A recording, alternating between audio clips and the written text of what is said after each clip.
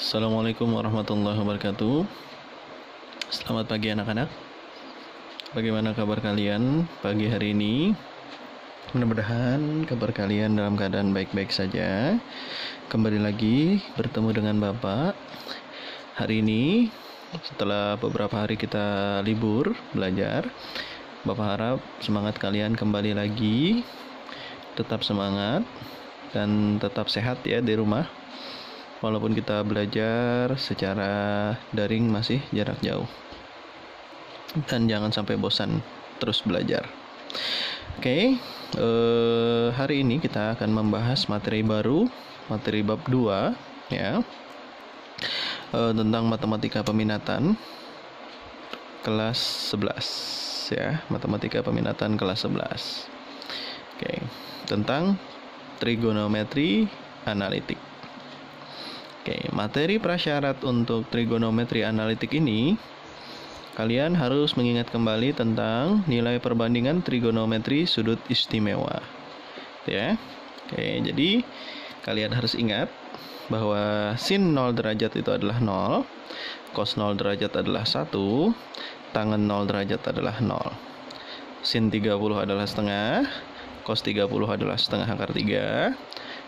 Tan 30 adalah 100 sepertiga akar 3. Sin 45 adalah setengah akar 2, cos 45 adalah setengah akar 2, dan tan 45 adalah 1. Sin 60 adalah setengah akar 3, cos 60 adalah setengah, tan 60 adalah akar 3. Sin 90 adalah 1, cos 90 adalah 0, dan tan 90 adalah tidak terdefinisi. Jadi minimal kalian mengetahui dan menghafal dari perbandingan trigonometri nilai-nilai sudut istimewa dari 0 sampai 90. Bagus lagi kalau kalian mengingatnya sampai sudut 360 ya. Oke, jadi ini adalah materi prasyarat yang pertama yang harus kalian kuasai. Selain itu, kalian bisa menggunakan rumus Pitagoras, teorema Pitagoras. Itu juga harus kalian kuasai. Oke, yaitu dengan yang berhubungan dengan segitiga siku-siku ya, dengan panjang sisinya A, B, dan C, dengan C adalah sisi miring. Maka untuk mencari C itu akar dari A kuadrat ditambah B kuadrat. Kalau mau mencari B itu adalah akar C kuadrat dikurang A kuadrat. Dan untuk mencari A adalah akar dari C kuadrat dikurang B kuadrat. Bapak harap kalian ini masih menguasai ya rumus Pitagoras. Oke. Nah, kalau kalian memiliki keterampilan lain, kalian bisa menggunakan triple Pitagoras ya, kalau kalian hafal ya. Ini mempermudah kalian kalau bilangannya bilangan yang bulat, yang memenuhi triple. Jadi kalau dia triple Pitagoras itu adalah 3, 4, 5, 5, 12, 13, 7, 24, 25, 8, 15, 17, 9, 40, 41, 11, 66, 1, 20, 21, 29. Nah, ini adalah triple Pitagoras kalau kalian menghafalnya ya. Oke, selain triple Pitagoras, kalian juga harus mengingat kembali tentang perbandingan trigonometri. Untuk sin itu depan per miring atau bisa kita singkat sin demi.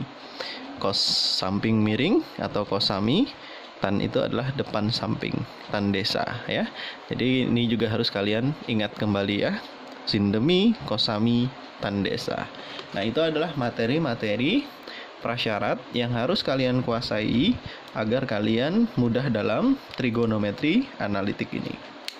Oke. Nah, untuk trigonometri analitik yang pertama yang kita bahas adalah rumus jumlah dan selisih dua sudut. Oke. Rumus jumlah dan selisih dua sudut ini ada 3. Ada sin, ada cos, dan ada tangen. Nah, jadi untuk hari ini kita yang membahas tentang cos ya.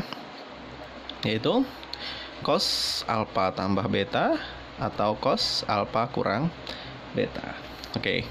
Untuk cos alfa tambah beta itu bisa kita jabarkan rumusnya atau kita mencarinya dengan rumus cos alfa dikali cos beta dikurang sin alfa dikali sin beta. Nah, itu untuk rumus cos alfa tambah beta ya. Jadi ingat kalau dia tambah di sininya kurang. Cos sin ya gitu ya. Oke, berarti kalau cos alfa kurang beta, maka bedanya cuma di tengah sini, yaitu tambah cos alfa dikali cos beta ditambah sin alfa kali sin beta, atau cos sin. Oke, sekarang kita contoh 1. Jabarkan cos theta ditambah pi. Nah, ini berdasarkan rumus tadi ya. Kalau tambah, maka di tengahnya sini adalah kurang. Di sini cos, dua-duanya cos ya, cos kali cos, sin kali sin, gitu ya. Nah, berarti cos theta kali cos phi dikurang sin theta kali sin phi. Mudah bukan? Ya, ini hanya penjabaran ya.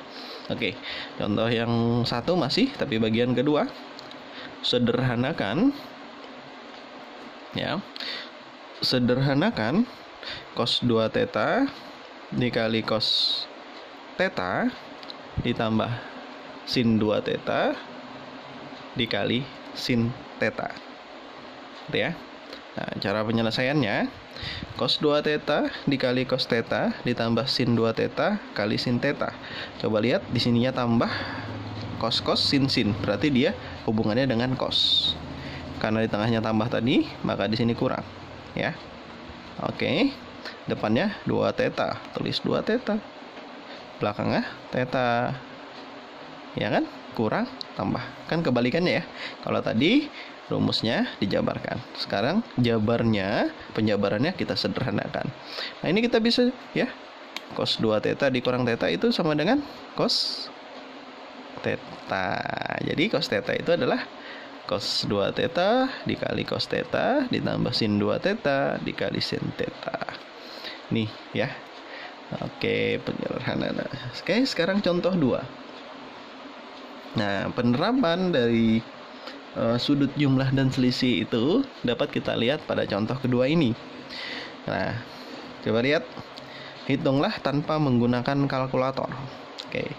Dan usahakan juga tidak menggunakan tabel, karena kalau kalian hafal kan nggak perlu kita menggunakan tabel ya. Oke, tolong dihafal ya tabel yang tadi ya.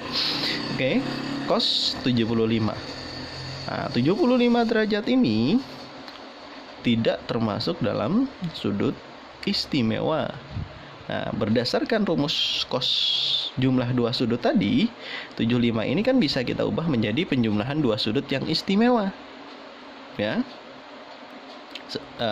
Apa saja itu? Nah, di sini cos 75 itu sama dengan cos 45 derajat ditambah 30 derajat. 45 tambah 30 kan 75 ya. Oke, nah 45 tambah 30. Oke, nah berdasarkan rumus tadi, yang ini 45 ini kita anggap sebagai alfa dan 30 itu sebagai beta. Tadi kan kalau tambah tengahnya kurang ya. Ingat tadi ya. Cos 45 dikali cos 30 dikurang sin 45 dikali sin 30. Oke. Cos 45 itu adalah setengah akar 2, ya kan? Berdasarkan tabel ya. Cos 30 adalah setengah akar 3. Nah, sin 45 adalah setengah akar 2, sin 30 adalah setengah. Oke, kita kalikan. Setengah akar 2 dikali setengah akar 3. Setengah kali setengah adalah seperempat. Akar 2 kali akar 3 adalah akar 6. Setengah akar 2 dikali setengah. Setengah kali setengah seperempat. Akar 2-nya sendirian, tetap akar 2. Coba lihat, sama-sama seperempat ya. Seperempat kita keluarkan, maka sisanya akar 6 dikurang akar 2. Berarti nilai dari cos 75 derajat adalah seperempat dikali akar 6 dikurang akar 2. Oke, paham ya? Ini adalah penerapan rumus jumlah dan selisih 2 sudut yang kedua. Oke, nah ada contoh lain yang bentuknya sama dengan contoh 2 tadi ya. Yaitu adalah nih. Ya, cos 15 derajat. Nah, oke, kalian lihat cos 15 derajat di sini. Untuk cos 15 derajat. Oke.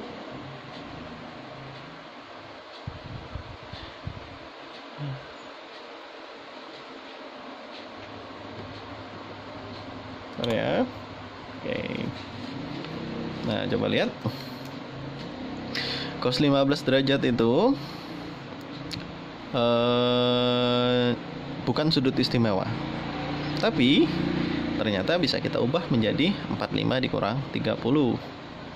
Nah, Pak, misal selain ini juga bisa 60 dikurang 45. Boleh kalian coba nanti ya. Pakai yang 60 dikurang 45. Kan hasilnya juga 15. Oke, ya. Jadi berdasarkan rumus selisih tadi ya, kalau dia kurang maka tengahnya tambah. Cos 45 derajat dikali cos 30 derajat ditambah sin 45 derajat dikali sin 30 derajat. Oke, berdasarkan tabel sudut istimewa, cos 45 itu adalah setengah akar 2, cos 30 adalah setengah akar 3, ditambah sin 45 adalah setengah akar 2, dan sin 30 adalah setengah. Kita kalikan, setengah dikali setengah, ya, akar 2 dikali akar 3. Setengah kali setengah adalah seperempat, akar 2 dikali akar 3 adalah akar 6. Oke, nah di sini setengah akar 2 sin 45 adalah setengah akar 2, sin 30 juga adalah setengah, ya. Setengah akar 2 dikali setengah adalah seperempat akar 2. Sama seperti yang tadi, sama-sama memiliki seperempat. Maka seperempatnya kita keluarkan, ya. Jadi seperempat dikali akar 6 ditambah akar 2. Nah, ini jangan dijumlahkan karena dia beda akar, ya. Dia bisa dijumlahkan kalau akarnya sama. Jadi nilai cos 15 derajat itu adalah seperempat dikali akar 6 ditambah akar 2. Oke, bagaimana? Bisa kan? Oke, selanjutnya contoh 3, bentuk yang 3. Untuk alfa dan beta sudut lancip, diketahui cos alfa adalah 3/5 dan sin beta adalah 5/13. Tentukan nilai dari cos alfa tambah beta, cos alfa kurang beta. Oke. Nah, di sini ada keterangan sudutnya adalah sudut lancip. Kalian tahu, sudut lancip itu, sudut dikatakan sudut lancip apabila sudutnya kurang dari 90 derajat. Nah, berarti kalau dia kurang dari 90 derajat, itu artinya dia adalah sudut yang berada di kuadran pertama. Oke, kalian masih ingat ya? Kuadran pertama itu semuanya positif. Sin positif, cos positif, tangan positif, kotangan positif, secant positif, kosekant positif, semua positif. Ya, beda nanti kalau di kuadran 2. Di kuadran 2 yang positif cuman sin dan kebalikan dari sin, yaitu kosekant. Ya. Kuadran 3 yang positif hanya tan dan kebalikan dari tan, yaitu adalah kotangan. Dan kuadran 4 yang positif adalah cos dan kebalikan dari cos, yaitu secant. Atau bisa kita supaya ingat menghafalnya kemarin, semua surat tanda cinta, semua sin tan cos, gitu ya. Nah, itu ya. Oke, jadi karena dia sudut lancip tadi berarti dia di kuadran 1, maka semuanya positif. Sin positif, cos juga positif. Oke. Nah, cara menyelesaikannya kita lihat satu-satu ya. Sin beta sama dengan 5/13. Dan cos alfa adalah 3/15. Di sini cos dulu ya, alfa dulu. Cos alfa 3/5 ya. Nah, di sini cos itu kan tadi samping ya dan miring. Oke. Kosami, samping miring. Berarti samping alfa 3, miringnya 5. Oke. Kita buat segitiga siku-siku. Di sini sudut alfa. Ya, jangan sampai salah menentukan depan dan samping. Kalau miring sudah jelas ya, sisi miring atau di depan sudut siku-siku itu namanya sisi miring. Oke. Nah, ini kan tadi cos alfa. Samping miring, sampingnya 3, miringnya 5. berarti kita jelas sudah miringnya 5. Samping, nah samping itu adalah di dekat sudutnya. Nah berarti di sini letak samping, yang ini adalah depan ya. Jadi kan yang kita ketahui cuman 3 dan 5. Oke, nah kalau kalian tidak hafal triple, maka harus menggunakan teorema. Tadi kan Bapak sudah menentukan, ada di sana tadi triple ya. 3, 5, satunya adalah 4. Berarti 3, 4, 5. Maka depannya pastilah 4. 3, 4, 5. Oke, karena depannya sudah dapat, maka kita bisa mencari sin alfanya. Sin itu kan depan per miring. Depan alfa per miring alfa. Depannya adalah 4, miringnya 5, berarti 4 per 5. Ya. Maka di sini sin alfanya adalah 4 per 5. Nah, kenapa tidak mencari tangen, tidak mencari kotangen, tidak mencari second? Karena untuk rumus cos itu kan cuman cos dan sin yang perlu kita perlukan. Maka kalau sudah dapat cos alfa dan sin alfa, nggak usah kita cari tangen alfanya. Cukup sudah sampai situ. Nah, ini baru sudut alfa yang kita bahas. Nah, sekarang yang beta lagi, sin beta 5 per 13. Nah, di sini kita buat lagi segitiga siku-siku juga, ya. Nah, sin beta 5 per 13. Sin itu kan demi, depan miring. Berarti ini adalah depan beta, dan 13 adalah miringnya. Miring beta. Nah, depannya 5, miringnya 13. Nah, kalau miring kan sudah kita ketahui bahwa di depan sudut siku-siku itu adalah sisi miring. Berarti ini sisi miringnya 13. Nah, depan beta depannya adalah 5. Ya. Nah, ini depannya 5, di sini 5, 13. Berdasarkan triple yang tadi juga, kalau nggak bisa hafal triple ya gunakan aja teorema. Kalau Bapak di sini menggunakan triple. 5, 13, satunya adalah 12 ya. Nah, karena sudah dapat semua sisinya, maka bisa kita mencari cosnya. Cos itu adalah samping miring. Cos sami. Samping betanya adalah 12. Miringnya adalah 13. Berarti cos betanya adalah 12 per 13. Nah, karena sudah kita dapatkan sin alfa, sin beta, cos alfa dan cos beta, ya, maka kita masukkan aja langsung ke rumusnya. Cos alfa ditambah beta itu adalah cos alfa dikali cos beta dikurang sin alfa kali sin beta. Masukkan cos alfanya tadi berapa di sini? Lihat cos alfa 3 per 5 kali cos betanya adalah, lihat, 12 per 13 dikurang sin alfa, lihat sin alfanya tadi berapa? 4 per 5 di sini, masukkan, kali sin beta. Sin betanya adalah 5 per 13. Nah, kita kalikan. 3 kali 12, 36. 5 kali 13, 65. 4 kali 5, 20. 5 kali 13, 65. Kan sama sudah nih penyebutnya. Tinggal kita kurangkan. 36 per 65 dikurang 20 per 65. Tinggal kita kurangkan 36 kurang 20. Adalah 16 per 65. Maka didapatlah nilai cos alfa ditambah betanya adalah 16 per 65. Oke. Selanjutnya, nah, cos alfa dikurang beta. Nah, berdasarkan rumusnya tadi yang kita jabarkan adalah cos alfa dikali cos beta tambah. Karena di sini kurang, maka tengah ini harus tambah ya. Oke, sin alfa dikali sin beta. Masukkan seperti tadi. Cos alfanya, ya kan? Tinggal ini aja. Cuman tandanya yang tadinya kurang kita ubah jadi tambah. Ya, sehingga 36 per 65 ditambah 20 per 65. Tinggal kita jumlahkan 56 per 65.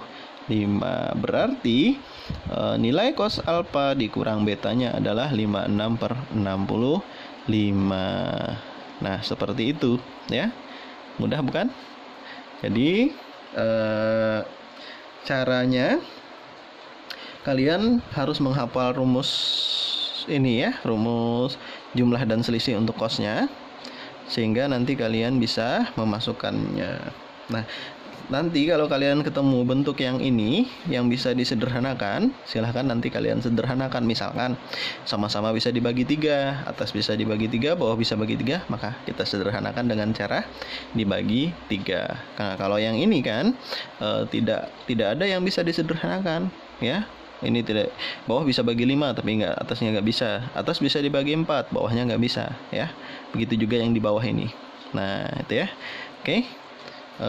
Demikian penjelasan dari Bapak. Mudah-mudahan video ini dapat bermanfaat untuk mempermudah kalian memahami materi tentang rumus jumlah dan selisih bagian kos ini. Demikian, Bapak salah hilap mohon maaf. Bapak akhiri. Assalamualaikum warahmatullahi wabarakatuh.